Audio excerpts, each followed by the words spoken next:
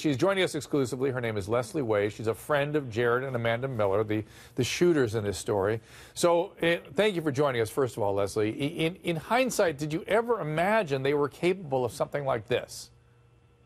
No, I did not. Not at all.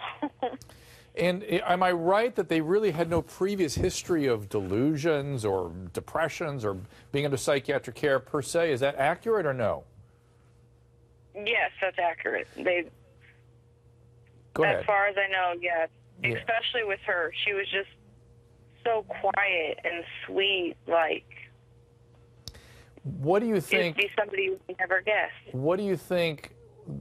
How did he persuade her, do you think, to engage in something as heinous as this? I don't know, to be honest with you.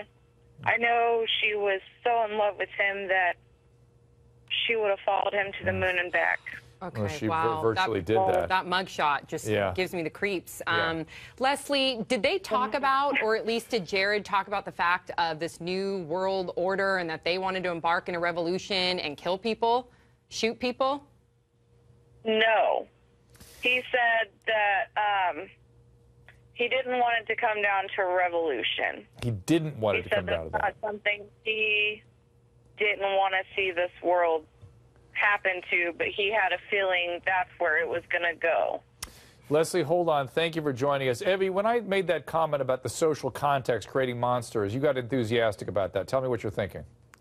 I agree with you, because you're trying to figure out, how did this nice young woman get involved with something like this? Well, one, who do you hang out with? You know, the value systems of the people you surround yourself, you're going to absorb those. And you have clearly here you have the alpha, which is the husband, and then the follower, which is the wife. Which is almost like what we see consistently. We always wonder, how does this one person follow that? They're so nice. But that's what happens, and I agree with you with that. And Lonnie, let me get some thoughts from you. I haven't heard from you yet, but you can certainly tell me what you're thinking about this. But I'm also wondering, is there any, I hate to say this, but do we need to hold people accountable for not having reported what they knew about these monsters? Well, look, I agree with you. I don't think this is a mental illness story. This is a militia mentality. We see it in white supremacists. We see it in these anti-government groups.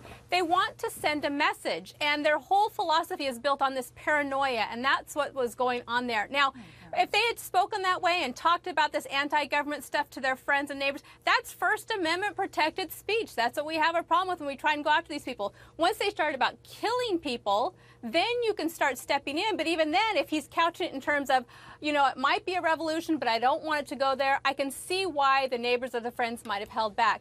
But Dr. Drew, what I find interesting is we're all painting him as the alpha, and yet when you go through what the police are discovering about the crime scene, Amber, who is described as this sweet, kind, quiet girl, is the one who actually, she stepped up and shot one of the police officers in the head herself. She's the one who actually took out the innocent bystander at Walmart who was trying to protect people, and she's the one who shot Jared and then shot herself. So to see her take on such an active, violent role, I think is a fascinating aspect of it. Lonnie, I agree. This whole story, I find this terribly disturbing. This is one that really, I mean, mental illness and problems like that, I understand, and I think there's treatments for that, and I get it. This, to me, is almost incomprehensible. It's like trying to understand how, well, there's examples of countries and organizations adopting horrible, monstrous attitudes. This is one of those stories, I'm sorry to say.